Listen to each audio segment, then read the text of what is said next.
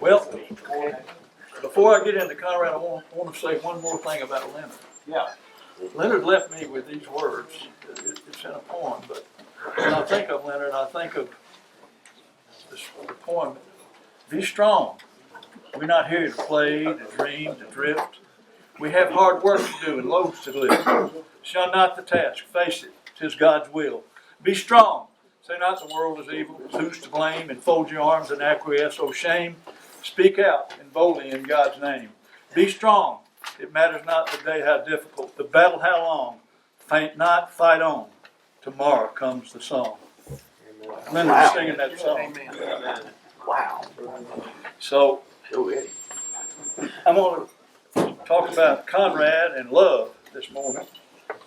The 13th chapter of Corinthians starts out that if I had the ability to speak in languages that I hadn't learned, could speak in every language known to heaven and earth, and didn't have love, I'd just be making noise.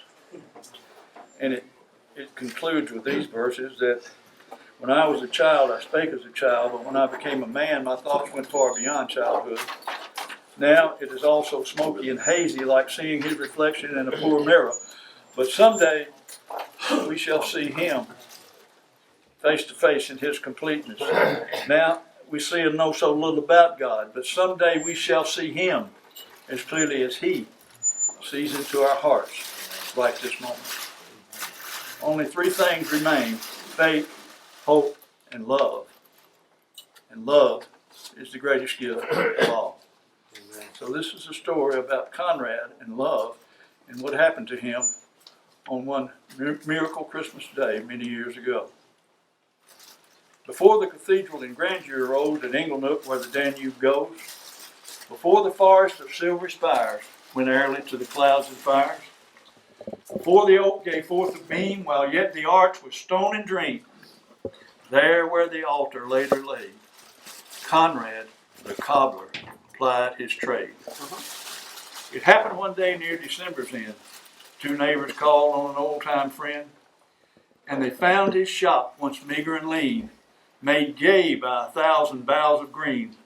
And Conrad was sitting with face ashine when he suddenly stopped as he stitched to twine. "Oh, friends, at dawn today, when the cock was crowing the night away, the Lord appeared in a dream to me and said, 'I'm coming your guest to be.'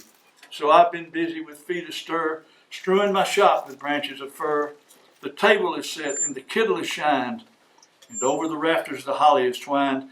And I listen closely so I may hear his step as it approaches my lowly place, so I can open the door and look upon his face."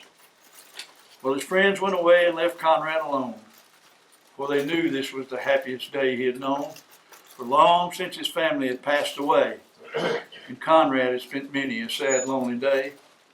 But they knew with the Lord as his Christmas guest that this would be his dearest and best.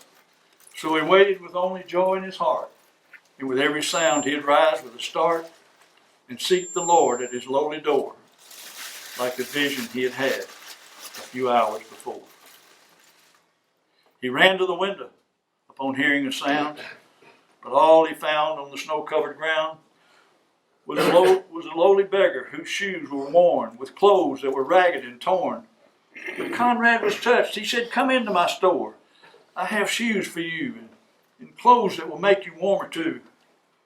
With a grateful heart, the man went away. But Conrad noticed the time of day and wondered what made the Lord so late and how much longer he'd have to wait. He heard a sound. He ran to the door. It was only a stranger once more, a little old lady in a shawl of black. Now Conrad knew he should give her a place to rest, but then that was reserved for his great guest. But he called her in and he brewed her a cup and he let her sit at his table and sup. But when she went away, he was filled with dismay, for the hours of Christmas were slipping away. And the Lord hadn't come as he said he would, and Conrad just knew that he had misunderstood. When out of the silence he heard a cry, "Please help me, where am I?" Again he opened his lowly door, only to be disappointed as twice before. For it was only a child who had lost her way and wandered from her home on Christmas Day. But again, Conrad's heart was sad, and he knew he should make this little girl glad. So he called her in, and he dried her tears, and he helped her calm her childish fears, and he led her back to her home once more. But when he returned to his own, he knew the Lord wasn't coming today, for the hours of Christmas had passed away. So he went to his room, and he knelt to pray. He said, Lord, why did you tarry today? Why did you not visit my lowly place? For, oh, I so much wanted to look upon your face. When out of the silence a voice he heard, lift up your head, Conrad. I kept my word. 3 times my shadow came to your door. 3 times I crossed your lowly floor. For I was the beggar with the closed bruised feet. I was the little old lady you gave something to eat. And I was the child lost on the lonely street. 3 times I knocked, 3 times I came in.